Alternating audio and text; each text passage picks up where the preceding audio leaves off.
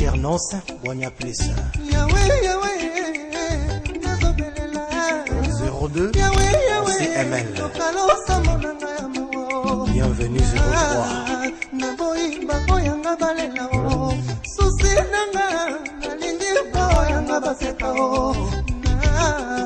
Liboke bote na motebelio bozozela nini pobolie na ye libino tukao mola kikitoko lolendo boye pe na mitukao na bozela na ye libino mbono onima ona koya ingengele Nadine Yale Asana onima toko bine ngulele Bonisia Mondele onima ona koya ingengele bonima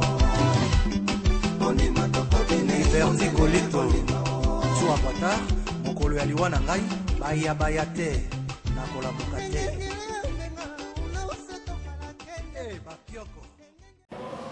Bonjour, je me présente Francis Mokoko Longa.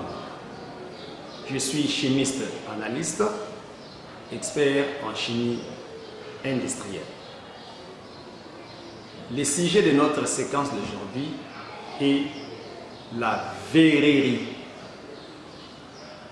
Qu'est-ce que nous pouvons comprendre par la verrerie? Il y a le mot verre qui sort de ce concept verrerie. Au niveau du laboratoire, lorsque nous parlons de la verrerie, nous voyons l'ensemble des matériels de laboratoire en verre, ce qui constitue la verrerie.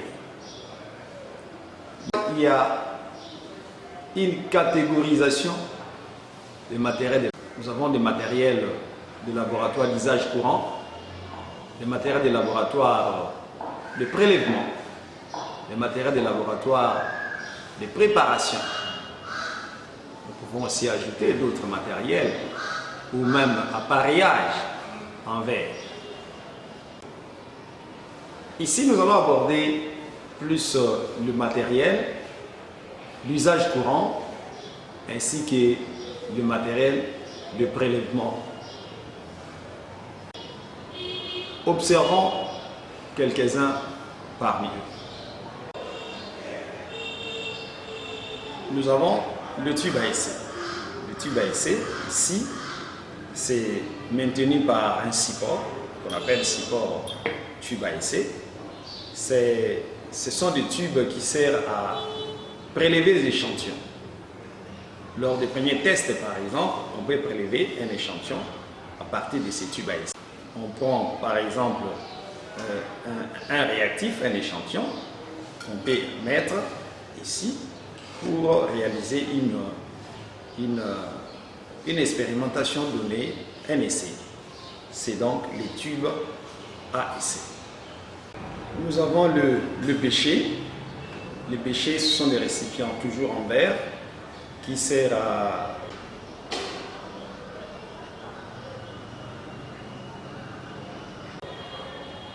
contenir une solution donnée, une solution en liquide, qui peut servir aussi à mélanger les solutions, à diluer par exemple, à préparer, n'est-ce pas, de différents mélanges.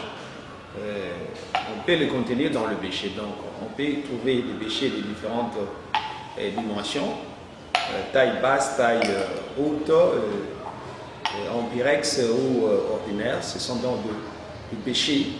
Ça fait partie aussi de la verrerie. Nous avons les Erlenmeyer. Les Erlenmeyer, ce sont des récipients qui sont un peu coniques.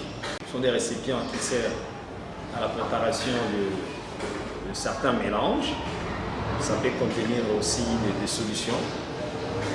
On peut garder une préparation avec un bouchon. Ce sont des récipients à dimension variable. Ils sont pyrex, aussi ordinaires. Et leur particularité, c'est lors de dosage et de titrage. C'est le récipient qui contient la solution à titrer.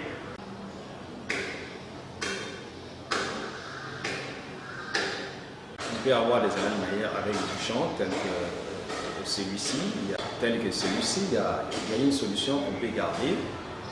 On ferme hermétiquement à l'aide d'un bouchon et puis on conserve sa préparation ou une solution brute qu'on a déversée dans ces récipients pour ne pas les retourner dans son emballage d'origine au risque de suivre. On peut les garder dans un Hélène Meyer avec bouchon. Nous avons aussi le ballon à fond plat. Le ballon à fond plat, il se dépose tout seul sur un support, sur une paillasse ou une plaque chauffante ou un autre dispositif.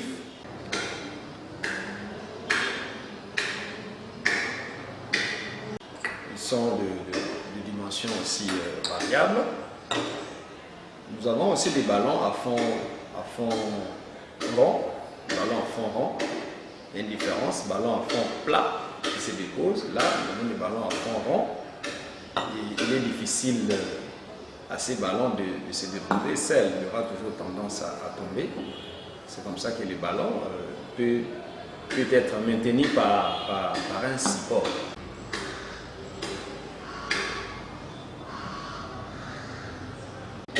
Tel que nous pouvons le constater, nous avons ici, pour chauffer par exemple de l'eau dans un ballon en fond rond, nous avons la difficulté de déposer ces ballons sur le réchaud à gaz. Donc les ballons doivent nécessairement être maintenus par une pince. Mais par contre, si nous prenons un ballon à fond plat, vous voyez, il se dépose tout seul sur le réchaud à gaz, on n'a pas de difficulté à chauffer, à travailler. Tous les deux jouent le même rôle pour chauffer par exemple, pour préparer, pour mélanger, pour solutionner tout ce que vous voulez. Un récipient ordinaire qui peut contenir une solution d'eau. Nous avons le cuivre avec Rémi. Qui joue le même rôle que le déchet, ça peut contenir une solution. Un réactif solide. La même chose avec le cristallisoire. On peut aussi utiliser un cadre, mélanger, préparer une solution ou stocker un réactif donné pendant la manipulation. Nous avons plusieurs autres matériels de verre. Nous allons prendre par exemple ici l'entonnoir en verre. Nous pouvons prendre boîte de pétri. Nous allons prendre des flacons en verre. Nous allons prendre ici le verre de montre en verre. Ou encore les différents tubes de connexion. Nous avons des tubes de connexion coulés, nous avons des tubes de connexion droits. Tout ça sont de matériel d'usage courant. Ceci sert à connecter le récipient, par exemple les ballons en fond rond. Si on veut les connecter avec le réfrigérant, on va se servir de ce type de connexion coulée. Si on veut par exemple transvaser une solution dans un récipient, on se sert de l'entonnoir pour déverser. Si on veut peser une quantité d'un réactif solide, on se sert de verre de montre pour déposer sur la balance. Voilà. Ici, l'échantillon, on peut être prélevé dans le boîte de pétri. Pour la préparation de bactéries, par exemple, on se sert de boîte de pétri. Le récipient en verre, on peut conserver aussi un réactif, par exemple un indicateur. Voilà, on peut prélever par la suite goutte à goutte pour déverser dans une solution donnée. On peut s'en servir. Donc voilà un peu. On peut s'arrêter par rapport aux différents matériels en verre d'usage courant qu'on peut trouver dans les laboratoires.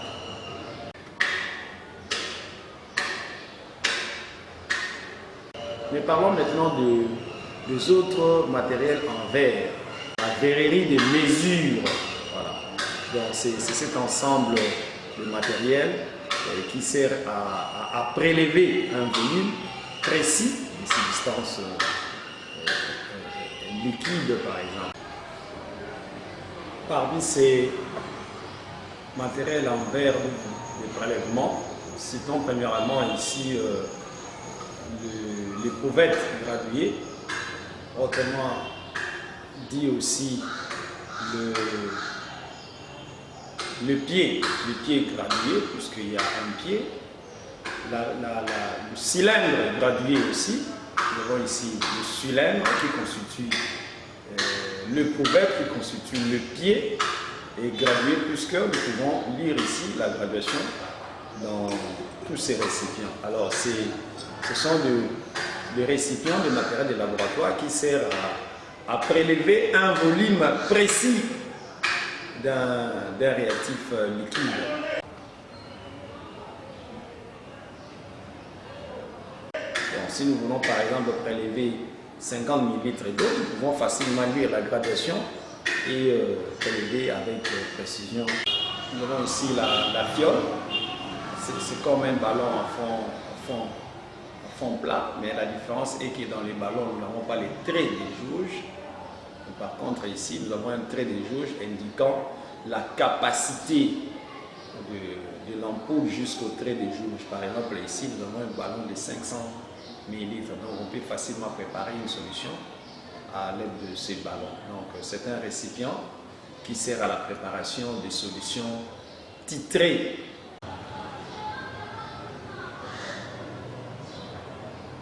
Nous avons les birettes graduées, la birette graduée. Il y en a de plusieurs sortes qui se différencient par rapport à la dimension ainsi qui est à l'air robinet. Il y a par exemple cette birette qui est grosse avec une pince de mort comme robinet. Nous avons l'autre birette avec le tubulure de remplissage. On peut déverser une solution et que lorsque le titrage n'est pas achevé, on peut remplir directement à partir d'un orifice de remplissage. L'autre n'en a pas, il faut chaque fois quand il y a épuisement, vous devrez déverser par au-dessus. L'autre birette avec des robinets Teflon, on peut aussi facilement remplir par le dessus et ouvrir de l'autre côté et commencer à titrer sans beaucoup de problème. Et chaque birette porte une gradation qu'on peut facilement lire et la gradation varie de 0 à une capacité maximale. Par exemple, celle-ci est de 50 ml. Quand on ouvre le robinet, il y a l'écoulement goutte à goutte, on commence à lire là-bas. Donc 0.0, 1, 2, 3, plus quand il y a écoulement, le niveau baisse et vous lisez la partie écoulée qui correspond au volume. Donc voilà, la birette graduée. Il y en a de plusieurs dimensions, de petites, des grandes, suivant aussi la forme des robinets. Nous avons encore ici le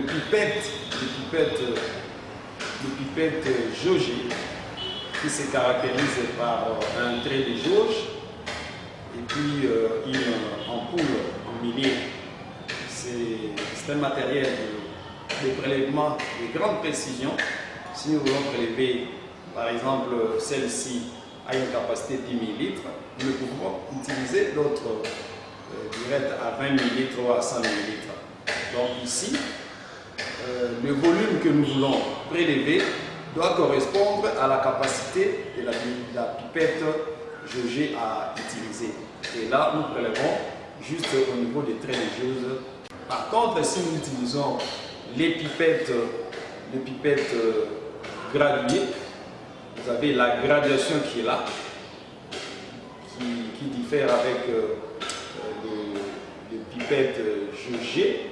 Ici, à partir des graduations, vous pouvez prélever par exemple 10 ml avec une pipette de 25 ml, avec une pipette de 100 ml ou une pipette de 15 ml. Donc c'est question seulement de lire la graduation. Vous pouvez facilement prélever le volume voulu. Donc la pipette est d'abord remplie, full, et vous écoulez le volume voulu. Mais par contre, dans les pipettes jugées, on a la difficulté, n'est-ce pas, d'écouler un volume inférieur à la capacité maximum de la pipette. Si par exemple dans cette pipette jugée, je prélève jusqu'au trait de jauge 100 ml, je serai dans la difficulté d'écouler par exemple d'un millilitre, puisque ici il n'y a pas la gradation, nous avons juste le maximum. C'est la raison pour laquelle nous utilisons une pipette précise par rapport au volume que nous voulons prélever. Je vais prélever 10 ml, je dois chercher donc une pipette d'une capacité de 10 ml, je prélève jusqu'au trait de jauge et je pourrai alors avoir avec précision le volume. Donc voilà ce que nous pouvons retenir sur le quelques matériels de laboratoire de prélèvement. Il y en a plusieurs, mais à ce niveau, nous aimerions très prochainement commencer à apprendre comment utiliser tous ces matériels. Donc, au cours de notre prochaine leçon, nous parlerons de pipettage. Merci bien et à la prochaine.